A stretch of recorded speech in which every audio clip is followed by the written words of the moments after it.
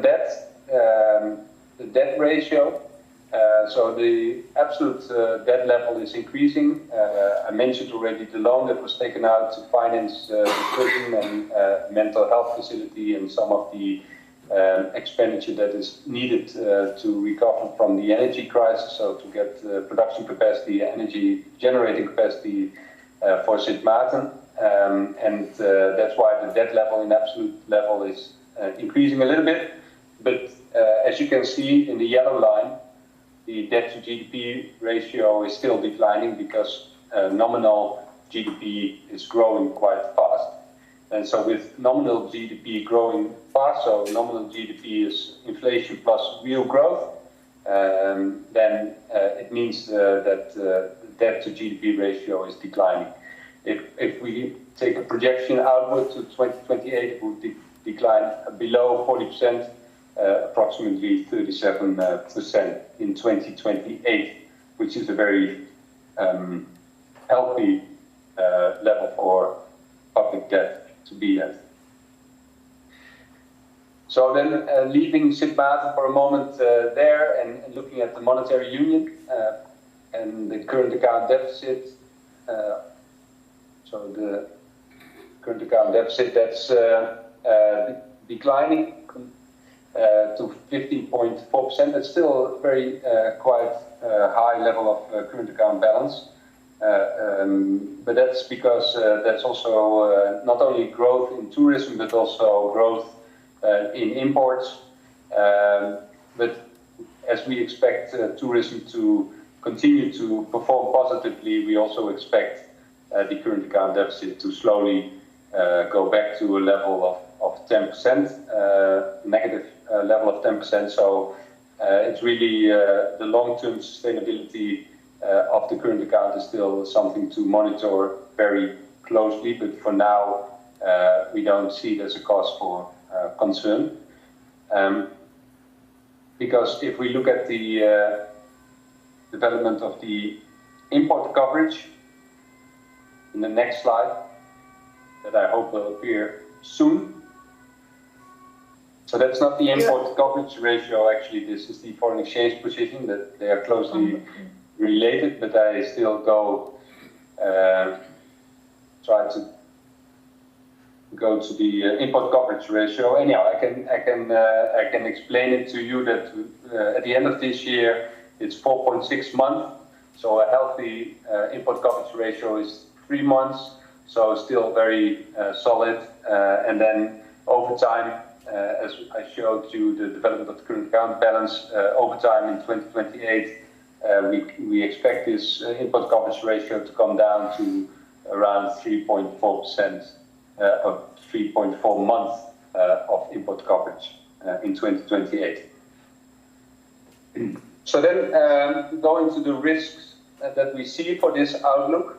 I won't highlight all of them.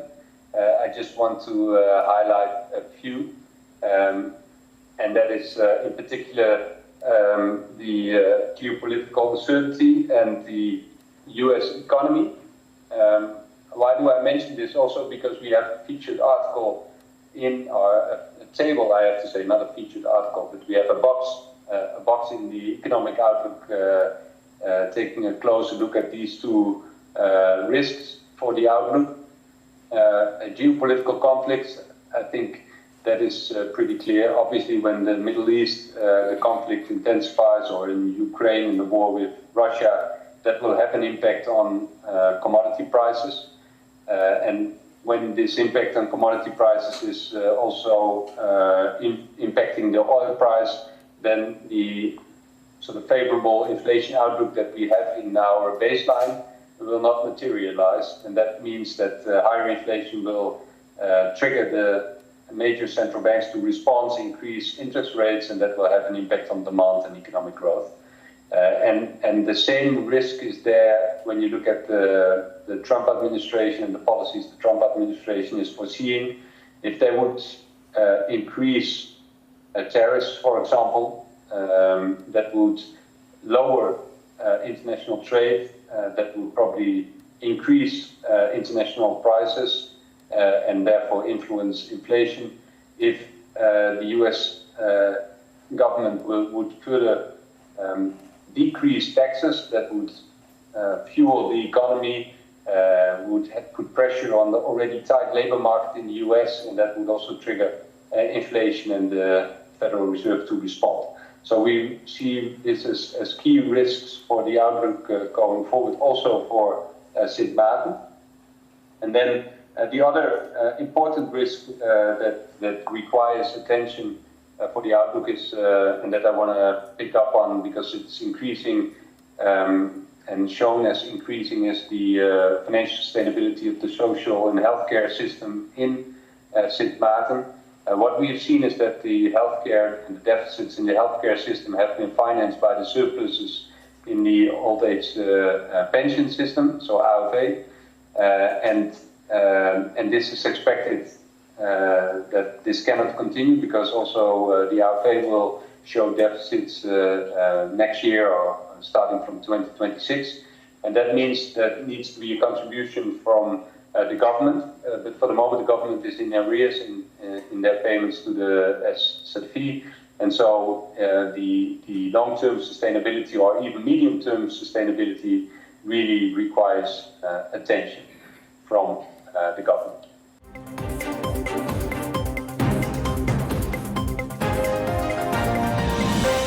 Our projected revenues and tax structure for the coming years are closely linked to economic growth.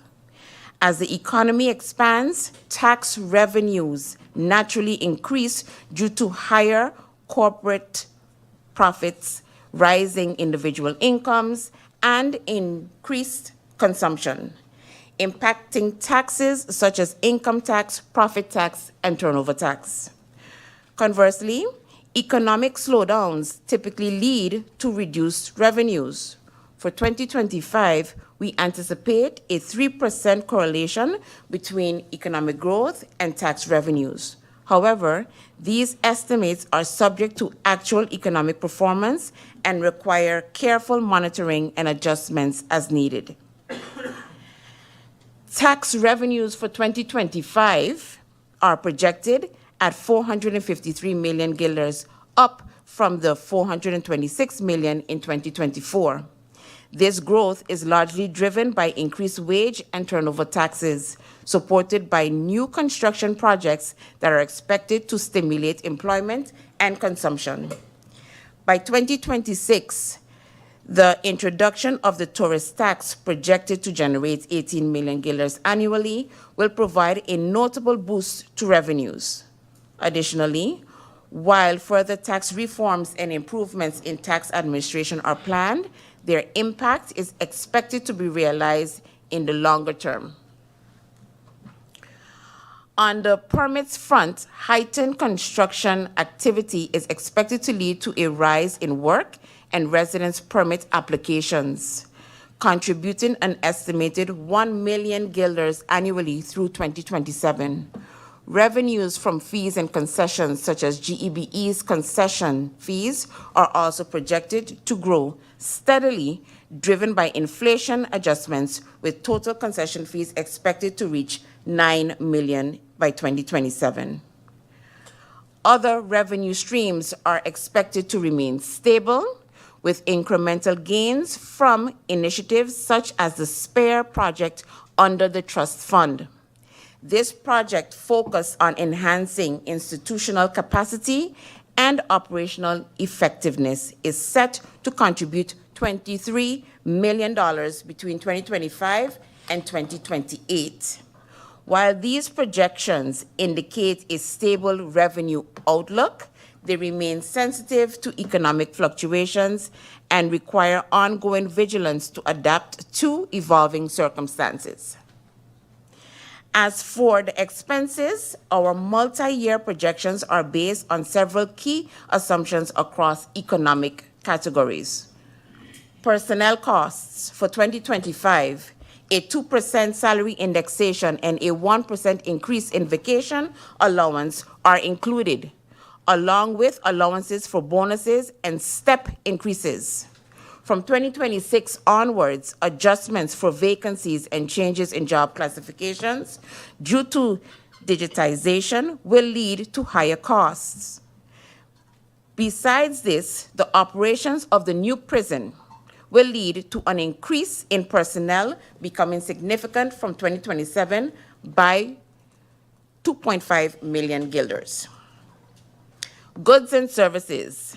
Moderate growth is expected as inflation is projected to remain stable at 2 to 2.3% annually. The SPARE project, funded with $23 million, will support institutional capacity and contribute to cost increases under this category. Social provisions and health care. Rising costs are anticipated due to the aging population, with seniors increasing from 5% of the population in 2011 to 13% in 2022. Structural reforms are needed to address an average annual healthcare fund deficit of 50 million guilders. Subsidies. A slight increase is included for schools, with further adjustments expected following the evaluation of the funding system by 2026. Interest payments, rising due to increased capital loans and refinancing agreements. The refinancing of liquidity support loans at a reduced interest rate of 2.9% will slightly mitigate the impact. These projections emphasize the need for careful monitoring, timely reforms, and efficient use of resources to maintain financial sustainability in the coming years.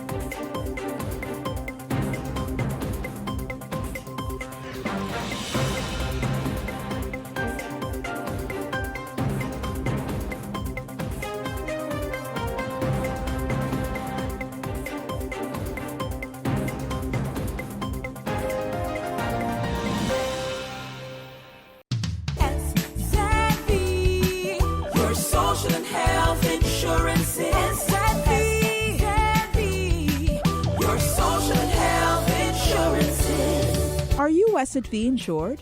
Do you have a valid medical insurance status?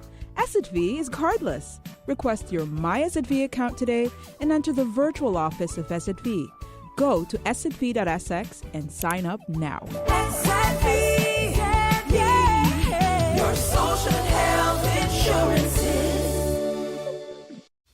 St. Martin, here's some exciting news from the Division Study Financing. The application period for the 2025 study financing will open January 1st to February 15th, 2025. You can apply for financing to pursue tertiary education, whether here at home or abroad. Are you a talented athlete or creative artist? We've got study financing options just for you. Plus, if you're aiming for a CAPE, IB, or NEPA SBO diploma, we have study allowances available as well.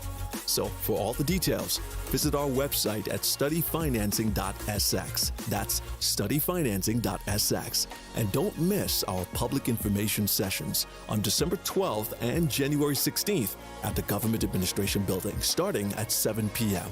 So, take the first step towards your future with study financing. With it, your dreams can become a reality.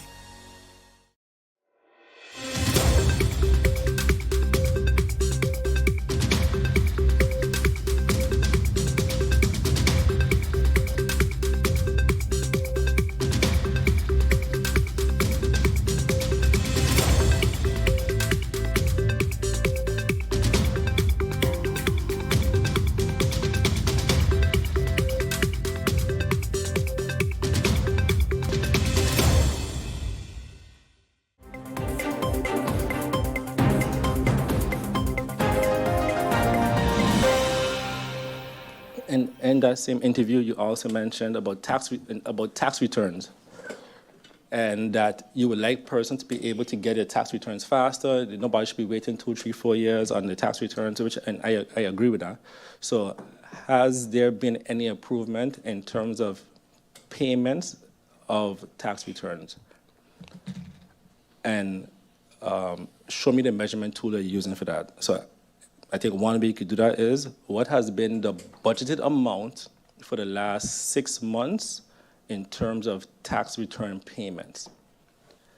And then I would like the budgeted amounts of the year 2023 and 2022. So the budgeted amounts of the last 6 months in tax returns, and then the years 2023 and 2022. Let me check. I saw the article from the Prime Minister regarding the Christmas voucher, and I thought it was very interesting. Again, we increased the Christmas voucher, I believe in 2023, to $250. And then we had to go through a process. We had to go to different entities to get quotations, to get the best, basically a procurement process. I saw a survey come out from the government stating, where would you like to get your Christmas voucher? So that means you're bypassing the procurement process, because you're telling us, hey, you choose where you want to get your Christmas voucher. It could be Penha, this and this person, this and this place. And then in the end, the government decided to put the money, according to the letter of the government or the Prime Minister, put the money directly on the accounts of the civil servants, which I think could be a good move. It also states that will be tax-free. It would be untaxed, which I thought even more interesting, because we have the workers of Telem that are complaining about their payouts that they are getting, and they are fighting to get it tax-free, and they are being denied. So there's a couple articles about this. So how is it possible that the government could decide for itself, 2,000 employees, which I have no issue with, getting it tax-free, but that ability or availability to the staff of Telem is not possible? Can we have as Parliament, can we receive the national decree that was used to be able to execute this? Also, has the governor signed this LBA already? I'm assuming it was an LBA that was used to be able to send the 250 guilders to our accounts. And I'm assuming before it hits our account that the governor already approved and signed it off. I would hope that we didn't use an MBA to circumvent the legal process that we typically follow, right, to circumvent the governor to be able to execute this. Again, the reason why, then let's follow that consistency. Don't on one end say we need LBAs, and then on the other end we're going to use an MBA to avoid the governor to get processes done so we can look good. So can we have the national decree, please, as members of Parliament, that the government use to be able to execute this payment of 250 guilders?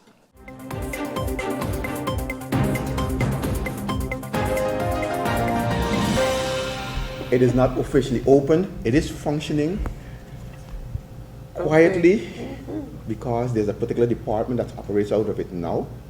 It's in the new building opposite where Caribbean Auto Sales was, the new set of buildings on the right-hand side. There is a police station, substation upstairs. Wait, no signage? Is there signage? Where is the signage covered? We are promising, and again, that is partly my task in having this officially open sometime in the beginning of January, if everything goes good. Okay. We are lacking certain infrastructure things inside the building cell. That's why we were trying for the 11th of October for St. Martin, the day in particular for the police day, but we didn't get through. Okay. So we are planning sometime in January. Don't hold me to a date, but it's part of my task to have it coordinated and organized. Okay. The signs is up, it is covered and everything, but it's operational in a small form. Okay. And there was one in the Maho area that still function? That was my old substation. It is functioning. Mr. Bayrad now, who operates as the community office for that south, is operating out of the lowlands. But I think we should promote it a little bit more. Right. But it is operational. Yeah, So none of them was closed in the sense of closed down, except the one in Cold Bay. yeah, They that's had what to I'm move. referring to. Let's say it was moved now to the location for that. Okay, in Cold Bay. Yeah. All right. Any plans on having one in the St. Peter's South Reward That area? was one of the ideas years ago, and this is something that Mr. Richards also was brought up. But having it, it's a technical and a tactical aspect in this. And the technical aspect is where, and the where has to do with how you're going to pay for it and who's responsible for it, and is it going to operate 24 hours. If you have a building like this in a particular location, you have to man it 24 hours. And again, then you have yourself with a logistic headache of personnel. But having said that, Inspector, all of the other substations, they are not manned 24/7? What happens is the officers who are maybe from the Simpson Day station, in the evening they uses the Maho substation also. Okay. That's what they do to operate sometimes. When the community officers are not there, the officers do use to operate for the Simpson Bay, for the Maho area, they use the substation in Maho. Okay. The one by the Captain Hodge Wharf. That's operational now. Is that By big as patrol, well? yes. Okay. By the By Patrol uses that as their operation office at the moment. Okay. Going for my walk in the morning, I would pass the port. There used to be well, I don't know what you call it, a container. It was a container. And it was a But container now it has office. been removed. Any reason why? Yes, in the meeting from Monday, this was an office that should have been operated from by the harbor area. It was damaged severely in the sense of leakage and those things was part of it. We were in the phase of having it fixed. It was a decision, fix it, yes or no. Was the investment worth it? Right now, we have removed the roof. It's parked further up in one of the area of Point Blanche, and again, it always takes a long time to get these things done. When it did function, was it in a good location? And that was still, again, talk about that, was it the low location? We have to strategically go reassess if it's worth it. Okay, all right. That's something we are busy with now at the moment. It would be deterrent. I mean, you see police there, so. Yeah, but someone will figure out after a while, is it operational? Yes or Yeah, no? exactly. Too quiet. Too quiet, okay. We can't, at that time of year when our season has started, Christmas is right around the corner, so is New Year. What is the police doing for safety and security during this period? Yes. Let's look at a day like today when I have 6 ships in. And there is an end of the year plan that's being put together, and it is based on looking at specific hotspots and points and locations. And we just mentioned it just now that the By Patrol is operating now from out of that location on the harbor. They keep an eye on the busy area, the boardwalk, and all the way up to the harbor. We've taken a look at also avoid the robberies, and that's been functioning quite well. Points, also we have to look at the Maho area. And that's one of the visions in this plan to keep it safe during the busy coming next couple of weeks. We still have to deal with the parking on the sidewalk in Phillipsburg itself. I'm talking about Front Street in particular. So those are the main targets that that area is being dealt with by this group for the boardwalk in particular. There's other strategies when it comes to patrolling in the evening, in particular by the clubs, to avoid the violence. We're going to have some control, certain locations. We're not going to mention where, but as time goes, the public will see that we are busy carrying out this end of the year plan. In addition to that, also, we also would like to encourage the public to take safety measures in terms of, you know, everyone is in the Christmas spirit and they're buying. Don't leave the valuables in the car exposed. I mean, that's just a temptation for someone. You know, when you're leaving your home, you know, take measures, make sure it's locked and secure. Basically, just the same methods we're repeating year round. Take safety in mind when you're during the Christmas season, and even in the traffic. Conduct your behavior a little bit different. You know it's going to have traffic. Avoid being on the phone. Avoid the necessary talking. We know everyone is in a good, jolly spirit. You want to greet and meet everyone, but you could pull on the side of the road and do that. You don't have to do it in the road to you know, obstruct the traffic. And enjoy the season. Yes. You know, but just do it safe and just avoid the extra stuff that are going to hamper flow of traffic, and also you become a victim of a crime.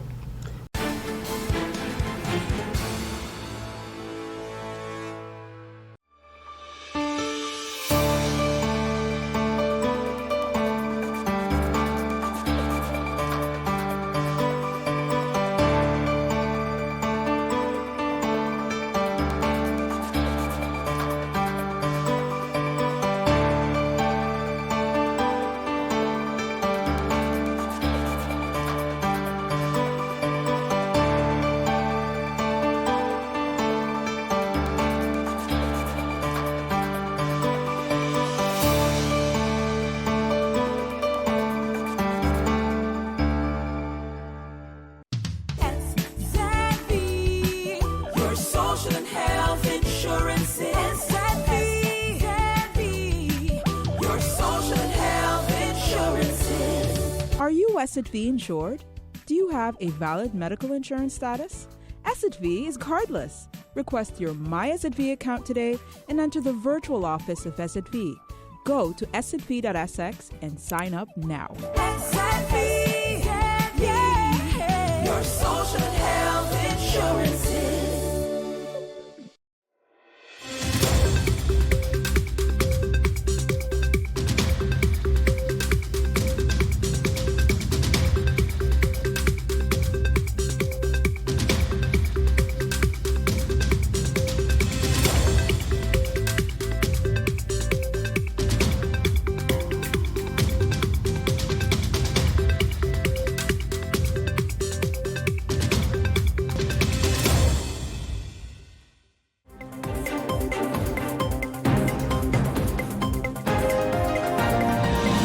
Dominica is bringing joy and resilience this Christmas season. 60 new climate-resilient homes will be handed over this Thursday, a heartfelt gift from the administration of Dominica.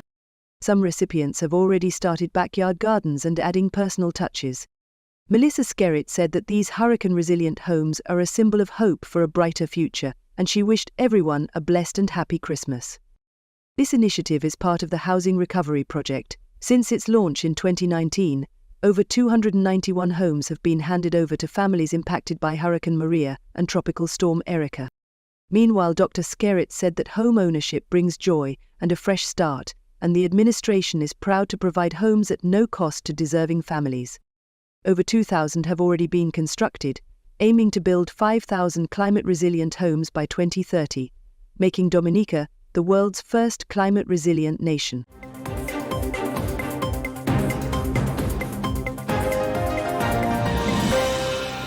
Of the 101 recruits entering the Barbados Defence Force gates at St. Anne's Fort to become soldiers, 69 were successful and stood tall during this parade at the Paragon Base. The recruits went through a series of tasks, learning to become members of the Defence Force. In his feature address, BDF Chief of Staff Brigadier Carlos Lovell stated that a lot of responsibility will be placed on their shoulders. He says that the government is currently negotiating for recapitalization of the BDF fleet and acquiring new air assets, which is good news for the force. He encouraged the recruits to be ready for work. The government of Barbados is currently negotiating the recapitalization of the BDF's vessel and vehicle fleet in order to better serve the needs of our country.